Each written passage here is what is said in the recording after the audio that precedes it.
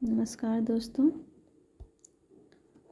UP TGT PGT और Bihar TGT PGT के लिए इकोनॉमिक्स से जो अंतर्राष्ट्रीय व्यापार एवं भुगतान संतुलन से क्वेश्चन पूछे जाते हैं और ये कुछ महत्वपूर्ण क्वेश्चन को देख लेते हैं जो कि किसी न किसी एग्ज़ाम में आए हुए हैं। कहीं का भी एग्ज़ाम हो, अगर इकोनॉमिक्स से है, टॉपिक अंतर्राष्ट्रीय व्यापार एवं भुगतान से है,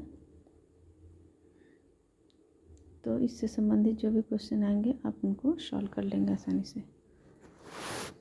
तो चलिए वीडियो शुरू करते हैं। एक विकासशील राष्ट्र में विदेशी आयात पर निर्भरता बढ़ा सकती है कौन? बेरोजगारी। दो या अधिक देशों के मध्य होने वाले व्यापार को बताने के लिए अंतर्राष्ट्रीय व्यापार का प्रयोग करते हैं। शब्दावली प्रयुक्त होती है। वह मद जिसके आयात का मान सबसे अधिक होता है वनस्पति तेल। विश्व अर्थव्यवस्था में बढ़ते खुलेपन, प्रगतिशील आर्थिक अन्योन्याश्रितता और गहन आर्थिक एकीकरण से संबद्ध प्रक्रिया क्या कहलाती है? तो वैश्वीकरण। वह कृषि उत्पाद जो बाजार में अधिकतम निर्यात मूल्य अर्जित करती है, बासमती चावल। अगला क्वेश्चन है उदारीकरण की सही परिभाषा। तो यह आर्थिक विकास को उन्नत करने के लिए नियंत्रण प्रणालियों को हटाने की प्रक्रिया है, जिसे हम उदारीकरण कहते हैं। भारत दाल का सबसे बड़ा उत्पादक, उपभोक्ता और आयातक देश है। भारत में प्रथम निर्यात प्रसंस्करण क्षेत्र कांडला बंदरगाह में बनाया गया था। विशेष आर्थिक क्षेत्र सेज से संबंधित कुछ बातों को देख लेते हैं। मुक्त घरेलू प्रमाण या परिचालन के लिए माल का आयात, SEZ इकाइयों का रखरखाव और विकास, केंद्रीय और राज्य स्तर की मंजूरी के लिए निकासी की एकल खिड़की है। अगला देखते हैं क्वेश्चन। देश में अर्थव्यवस्था की स्थिति के संकेतों में से CAD current account deficit, CAD का फुल फॉर्म है करंट अकाउंट डिफिसिट, जो एक देश के व्यापार का माप है जिसमें वस्तुओं और सेवाओं के आयात की मात्रा, निर्यात की मात्रा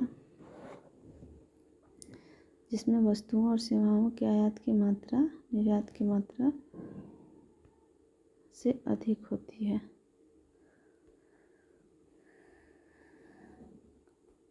केंद्र सरकार ने देश के उत्पादों के आयात पर प्रतिपाटन शुल्क लगाने को बढ़ाया है चीन के संदर्भ में। चीन देश के उत्पादों के आयात पर प्रतिपाटन शुल्क को आगे बढ़ाया है। अगला क्वेश्चन है एक अनुमान लगाया है कि भारत के निर्यात का ग्राफ अगले कुछ वर्षों में तेजी से ऊपर की ओर जाएगा। निर्यात में इस तरह की तेजी विदेशी व्यापार नीति की उपस्थिति के कारण अपेक्षित की गई है। अगला क्वेश्चन है विदेशी पूंजी में सम्मिलित है विदेशी सहायता, विदेशी विनियोग एवं बाह्य वाणिज्यिक ऋण। शुद्ध निर्यात बाजार होता है। निर्यात और आयात को शुद्ध निर्यात बाजार कहते हैं। व्यापार की मात्रा को घटाता है, तो व्यापार की मात्रा को आयात कर घटाता है। वह उद्देश्य जिसके लिए अंतर्राष्ट्रीय मुद्रा कोष के ऋणों का उपयोग किया जाता है, भुगतान संतुलन में अस्थायी कमी को पूरा करने के लिए किया जाता है। साख पत्र L या LYC दिया जाता है एक आयातकर्ता को, तो यह एक आयातकर्ता को दिया जाता है।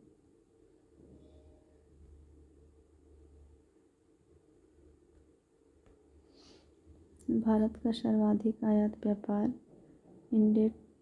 इंडेंट से होता है। आयात की प्रक्रिया आयात की प्रक्रिया आरंभ होती है इंडेंट से। इंडेंट से आयात की प्रक्रिया आरंभ होती है। भारत का सर्वाधिक आयात व्यापार OECD देश के साथ वर्तमान में उत्तर पूर्व एशिया। भारत का सर्वाधिक आयात व्यापार जो है कि उत्तर पूर्व एशिया से अधिक होता है। भारत के आयात का सबसे बड़ा भाग मूल्य में प्राप्त होता है चीन से। भारत का 50% से अधिक आयात एशियाई देशों से होता है। पिछले कुछ वर्षों से भारत की आयातों की सूची में सबसे अधिक स्थान ले रखा है पेट्रोल और पेट्रोलियम निर्मित उत्पाद। अगला है, भारत में वर्तमान में मूल्य की दृष्टि से भारतीय आयात का सर्वाधिक महत्वपूर्ण मद क्या है? पेट्रोल और पेट्रोलियम पदार्थ। भारत के चमड़े का अधिकतम आयात करने वाला देश जर्मनी है। भारत से चमड़े का अधिकतम आयात करने वाला देश जो है वो जर्मनी है। भारत के प्रमुख आयात में हाल के वर्षों में सबसे महत्वपूर्ण मद पेट्रोलियम एवं खाद्य तेल है। भारत के समानांतर निर्यात नहीं किया जाता है दालें। भारत से सामान्यतः निर्यात नहीं किया जाता है दालें, क्योंकि दाल का पैदावार यहाँ अधिक होता है और उपभोग भी यहाँ अधिक होता है। वर्ष 2004 में भारत के निर्यात में सर्वाधिक हिस्सा विनिर्मित वस्तुओं का। इस डाटा को देखिए आप गूगल में सर्च करके 2023-24 या फिर 24-25 का उस पर नोट कर लीजिएगा। भारतीय निर्यात की परंपरागत वस्तुएं हैं। जूट उत्पाद जो है परंपरागत वस्तु है। भारत के निर्यात की सबसे बड़ी मद जो है पेट्रोलियम उत्पाद है। उसके बाद मोती है, मूल्यवान मूल्यवान पत्थर है, ड्रग फार्मुलेशन है, जैविक पदार्थ है। ये 4 सबसे बड़ी निर्यात की मदें हैं। भारत के निर्यात का सबसे बड़ा भाग या मूल्य में भेजा जाता है किसको? संयुक्त राज्य अमेरिका को, संयुक्त अरब अमीरात को, चीन को, हांगकांग को। अदृश्य निर्यात किसे कहते हैं? सेवाओं के निर्यात को अदृश्य निर्यात कहते हैं। आयात और निर्यात पर लगाए जाने वाले कर को सीमा शुल्क कहा जाता है। भारत में निर्यात व्यापार के जोखिम का बीमा करता है निर्यात साख एवं गारंटी निगम। भारत के कुल निर्यात में संयुक्त राष्ट्र अमेरिका का अंश कितना है? 15% है। ये देखिए 22 और 23 का आंकड़ा है।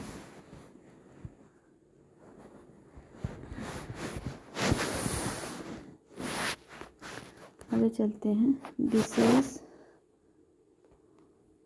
विशेष आर्थिक क्षेत्र सेज जो है कि अधिनियम प्रभावी हुआ था 2006 से। भारत में विशेष आर्थिक जोन अधिनियम लोकसभा द्वारा पारित किया गया था वर्ष 2005 में। वर्तमान में विश्व व्यापार में भारत का अधिभाग है 1%। वर्तमान में 1.77%।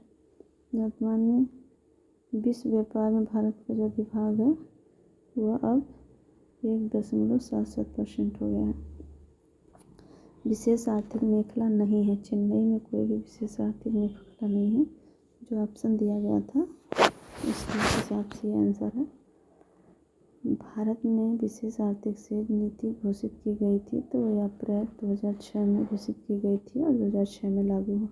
2000 में घोषित की गई थी और 2006 में लागू हुआ था। शेष आर्थिक क्षेत्र का उद्देश्य निर्यात में वृद्धि, विदेशी मुद्रा अर्जित करना एवं भुगतान संतुलन धनात्मक करना। सुपर 301 संबंधित है। किससे संबंधित है? तो मुक्त व्यापार में अवरोध से संबंधित है।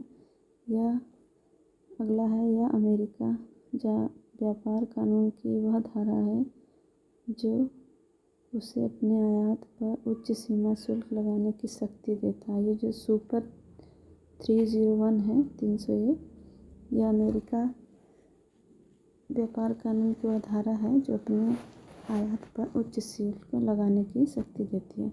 सुपर बाजार होता है, क्या होता है? यह एक उच्च गुणवत्ता वाले बहुमूल्य वस्तुओं की विकास का संगठन होता है। भारत में स्वतंत्र व्यापार क्षेत्रों की स्थापना निर्यात उद्योगों के संवर्धन के लिए किया गया था। एंटी पार्ट व्यापार से तात्पर्य निर्यात के लिए आयात की गई वस्तुएं। फेमा क्या है? विदेशी मुद्रा प्रबंधन अधिनियम फेमा को अंतिम रूप से लागू किया गया था इसे 2002 में। भारत का सबसे बड़ा व्यापार साझेदार कौन है? तो यूएसए है। भारत के कुल व्यापार में चीन का अंश धीरे धीरे बढ़ रहा है, 2020 में घटा है। क्रेता का बाजार कहलाता है जहां मांग से पूर्ति अधिक होती है, उसे क्रेता का बाजार कहते हैं। 2009-10 में भारत के निर्यात में सबसे ज़्यादा हिस्सा यूएई का था, वर्तमान में अमेरिका का है। तो आप वर्तमान को याद रखिए। जब कोई देश अपनी मुद्रा का मूल्यांकन करता है तो इसका प्रभाव होता है कि आयात महंगे हो जाते हैं और निर्यात सस्ते हो जाते हैं। तो आयात महंगे हो जाते हैं और निर्यात सस्ते हो जाते हैं और मूल्यांकन करता है। तो निजी क्षेत्र का प्रथम निर्यात प्रक्रिया क्षेत्र स्थापित किया गया सूरत में। तो निजी क्षेत्र का प्रथम निर्यात प्रक्रिया क्षेत्र जो है वो सूरत में स्थापित किया गया था। अगला है भारतीय पेटेंट कानून लागू हुआ। तो यह 1872 में लागू हुआ। इंडिया ब्रांड क्वालिटी फंड का प्रयोजन इंडिया ब्रांड इक्विटी फंड का प्रयोजन जो है कि मेक इन इंडिया को एक गुणवत्ता का अंकितक मतलब लेबल बनाना प्रयोजन है। अगला क्वेश्चन है, भारत में आयात नहीं किया जाता है खनिज लौह का आयात भारत में नहीं किया जाता है। अर्थशास्त्र में कौन सा सिद्धांत यह प्रतिपादित करता है कि कोई देश वही निर्यात करता है जिसका वो कुशलतापूर्वक बहुतायत में उत्पादन करता है? यह हेक्सर-वॉन मॉडल का सिद्धांत है। इस अर्थशास्त्री ने 1817 में तुलनात्मक लाभ और विशेषज्ञता के आधार पर अंतर्राष्ट्रीय व्यापार सिद्धांत विकसित किया था। तो डेविड रिकार्डो ने तुलनात्मक लाभ और विशेषज्ञता के आधार पर अंतर्राष्ट्रीय व्यापार सिद्धांत 1817 में विकसित किया था। आगे देखते हैं अगला क्वेश्चन, यदि C बराबर खपत, I बराबर इन्वेस्ट, G बराबर सरकारी व्यय और X बराबर निर्यात और IM बराबर एक्सपोर्ट बराबर निर्यात, इंपोर्ट बराबर आयात, तो GDP क्या होगा? तो G plus C plus I plus export minus import. अगला क्वेश्चन है, आयात प्रतिस्थापन रणनीति को समानता कहा जाता है अंतर्मुखी व्यापार रणनीति। भारत के विदेश भंडार में शामिल नहीं है कार्बन बॉन्ड्स।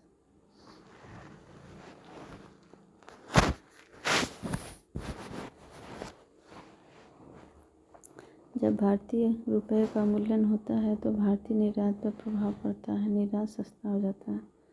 जब भारतीय रुपये का मूल्यन होता है तो भारतीय निर्यात पर प्रभाव पड़ता है, निर्यात सस्ता हो जाता है। अगला क्वेश्चन है, मार्च 2021 के अनुसार निम्न राज्य में निर्यात प्रसंस्करण क्षेत्र नहीं था। तो बिहार में नहीं था 2021 के अनुसार। यह देखिए SSC सिलेक्शन पोस्ट जो हुआ था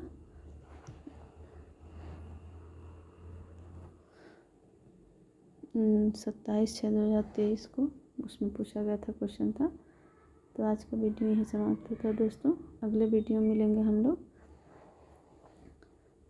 जो हमारा टॉपिक होगा भुगतान संतुलन एवं व्यापार समझौते। तो इसी प्रकार की वीडियो देखने के लिए चैनल को सब्सक्राइब कर लीजिए। वीडियो पसंद आए तो लाइक कीजिए, शेयर कीजिए। अगली वीडियो में मिलते हैं, तब तक के लिए बाय बाय, टेक केयर।